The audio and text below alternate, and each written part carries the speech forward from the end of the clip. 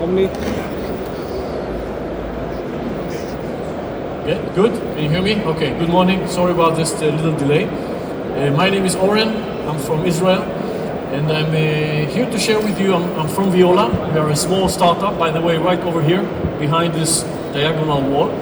And I'm here to discuss with you a new paradigm for energy measurement, power consumption measurement, which is something that we've been working on in the last 4 years.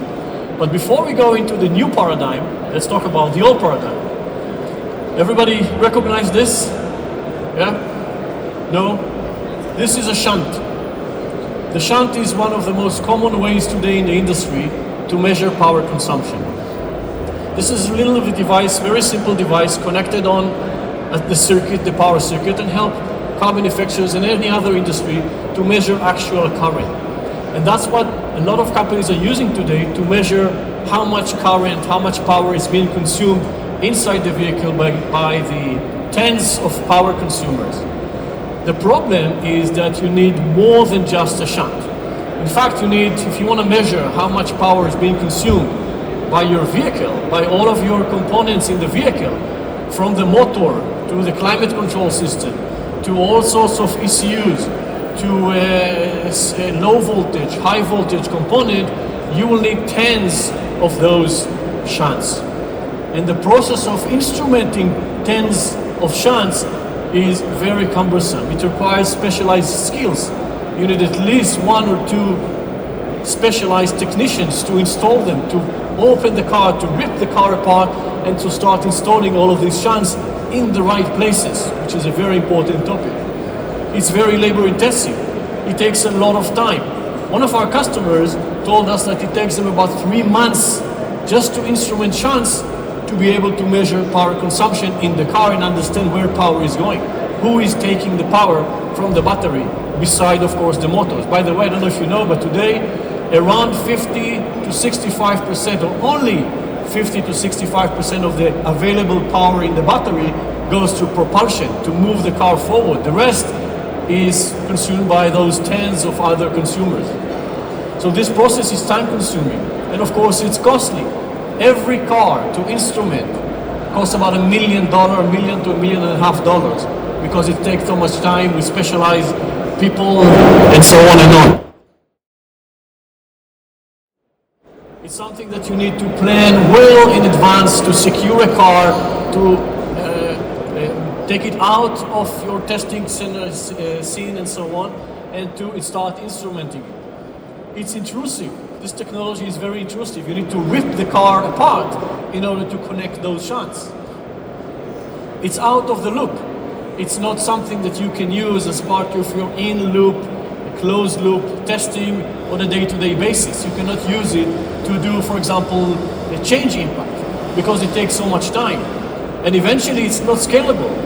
Once you instrumented a vehicle, to instrument another vehicle take you another 2 or 3 months and another $1 million and another specialized people and time and so on and on. So this technology, although common, is far from being ideal for power consumption measurement.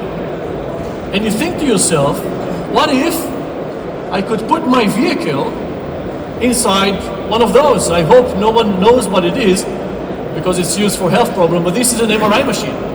And if you can put your car in an MRI machine, MRI stands for magnetic resonance imaging.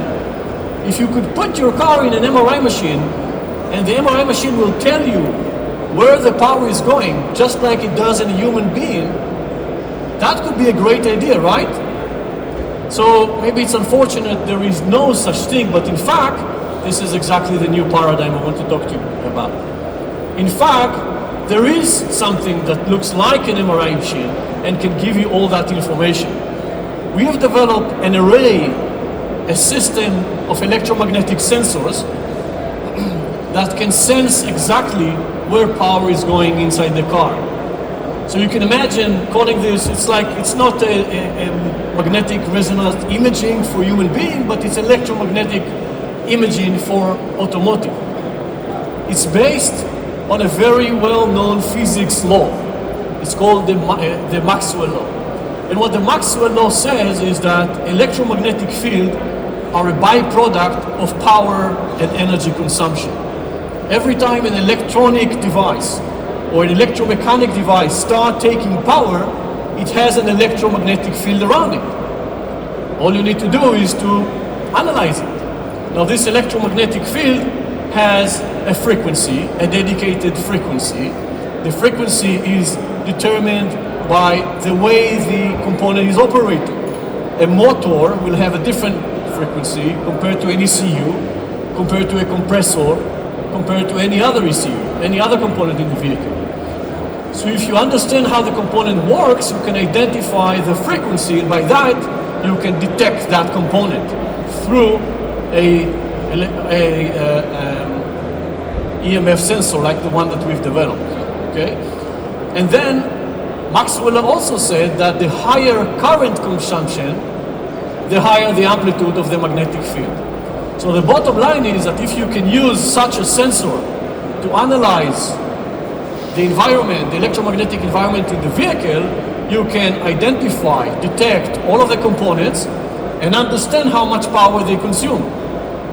Hence you have this new paradigm. And by the way, the installation of this is as simple as putting it in the car. I just installed it. Took me a second. Doesn't need a technician. Doesn't need to rip up the car. Simply putting it. That's it, instrumented. The way we do it is that we're not using just one sensor, but we're using, as I mentioned earlier, an array, a system of sensors, sometimes 6, sometimes 4, sometimes 8, depending on the size of the car, depending on the level of granularity that you're looking for, depending on maybe on the complexity and the proximity of the components. But the ideal method that we found out with some of our customers is 6 of those sensors. These sensors, as I mentioned, put in the car or placed in the car, collect the data, send the data into a recording application, which is local, okay? And then all that data combined with vehicle data coming from, for example, the canvas, is loaded to the cloud, running some machine learning algorithm and providing all that analysis, all that insight of electronic power usage to the user, to the company, to the car manufacturer. So this is the concept. This is our MRI machine for vehicles. Now, of course, it's not as simple as putting it inside the car. There is some preparation step. There is some calibration required, the calibration of that system inside the car, which can take about an hour. Then there is a process of mapping. We need to map the electromagnetic frequency signal into the right component. This is another process that can take a day, 2 days, and if you're more advanced, you can actually ask your tier 1 provider to provide that data for you. You can give them the sensors and tell them, when you send me your component, I also want to know the electromagnetic signature of your component. That will make my life much easier. We also need to do some correlation between the EMF amplitude and what does it mean from a current or power consumption in absolute number. We've done a process with another customer of ours. This took us a couple of days. We used 1.5 hours worth of recording, fed into our machine learning algorithm, and that was it. We were able to get all the data correlated and mapped. And eventually you need to model the energetic footprint of the car. And again, this process can take between half a day, depending on what you're looking for and what are the use case, and can take a few days and maybe a couple of weeks. Again, much less than the process of the shunts that I was talking about earlier. And with that system, once we finish the calibration and the learning, it can start providing you with some analysis capabilities. What you can see here behind me is this is a diagram that the system gives you, showing you in this example a front blower motor from the air conditioning, and you can see when it starts, when it ends, when it starts consuming power. Based the numbers at the top symbolizes the level of the blower between 1 and 7. So you start having visibility into what is happening. this is a 3D diagram, but you can also look at the 2D diagram, which represents the actual current consumption. And you can also see that, for example, it's not stable. Once the blower starts at level 4, as an example, it consumes a lot of energy at the beginning, and then it goes down and stabilizes, okay? Or you can see in this example, this is an example we've done with another customer, looking at the front motor of electric vehicle in 4 tests, 4 speeds in a test, something like a WLTP, if you're familiar with it, driving in different speeds. And the graph show you how much power the front motor is taking. When we did the test again, in exactly the same scenario, exactly the same condition, you can see that the front motor behaves completely differently. And then we did it again, and again it's different. And the last time, and when we showed it to the customer, they said, oh, maybe that explains why every time you run a WLTP, the overall battery consumption is different by 10 to 15%. They had no idea. Could they have known it? Yeah, maybe they could have known it from other ways. But with us, they sent us the car, no documentation, nothing, complete black box. We put our sensors, and within a couple of days, we were able to show them this inconsistency and anomaly of the behavior of the front motor. So this is another example. Another example is this customer. When we look at an ECU, a small ECU, it's the coolant pump of the climate control, and they wanted to know the absolute numbers in terms of current draw in amps. So as I said, we learned the system for 1.5 hours, that's it, and then we predicted what would be the current numbers based only on our sensors. And as you can see in the colors, the 2 lines look exactly the same. The actual numbers and our prediction based on our sensors look exactly the same. In fact, when you translate that to watt hour, actual power draw, we were accurate by more than 99%. Now, although this is an amazing number, it's not surprising because it's based on this physics law called Maxwell law, which says that there is an absolute direct relation between electromagnetic field and power consumption. So it's not a surprise. So what did we learn? We learned that electromagnetic technology can first of all help you detect all consumers.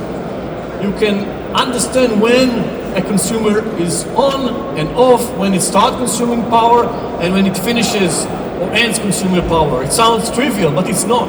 One of our customers told us that they found out that when a certain actuator was supposed to be shut down, but it continued working. And they had no idea about it until they did the whole Shunts, the whole 3 months work, just to know this little thing. We also learned that this technology can help you diagnose the behavior of component, the state machine inside of an ECU, the behavior of the motors, the current consumption of different actuators and different ECUs. It can also help you predict in a non-intrusive way the exact current and power consumption in absolute numbers. But the bottom line is that it can help you reduce dramatically the cost and time for energy testing. And when you reduce that time, you can turn energy testing into this closed loop of testing and not wait to the end of the life of the model when you cannot do anything anymore, when it's too late to change. You can implement energy testing from as soon as sample A, sample B, even at the T1 throughout the process, and make sure that you can have a much more efficient vehicle on the road at the end of the day in the overall process. Now, just to summarize my presentation, this opens up multiple use cases. The first use case that I mentioned already is to detect power consumption anomalies, to understand why the car behaves in a way that it shouldn't. Why does it take more power on one drive compared to another? What is the root cause for those anomalies, like the one I showed you on the front motor? It can also help you assess change through changing a software, changing parameters, calibration, wiring, hardware. It can help you diagnose component behavior. That before that, they were like a black box that you're getting from your tier one without any understanding of how it works. Measure current and power that I mentioned. Bring it to become a closed loop tool for you in your development process. Automate the ECU calibration process, which we know today is a very lengthy process. One of our customers told us, listen, when we have cars, new cars, sometimes we charge them to 100% at the end of the day, and then the next morning, the battery is dead. And it takes us hours to understand why. Without technology, all you need to do is to turn the car off, wait for it to shut down completely, and look at what happened from the sensors. It will tell you immediately that there is a component that you maybe are not aware of that is consuming your power throughout the night or during shipment to your destination. Okay? You can assess time and distance impact on the efficiency of your vehicle. What happened to the car after a year? Is it still efficient? Is it not? So that's the idea. This is the technology that we're working on. Still at advanced prototype stage, but we're already doing project with car manufacturers mainly in Europe. And if you have any questions, I'm happy to answer. But bottom line, I invite you to our booth, which is right here. We can show you a short demonstration and give you a lot more details. Questions? No? So thank you very much for listening. Have a great day.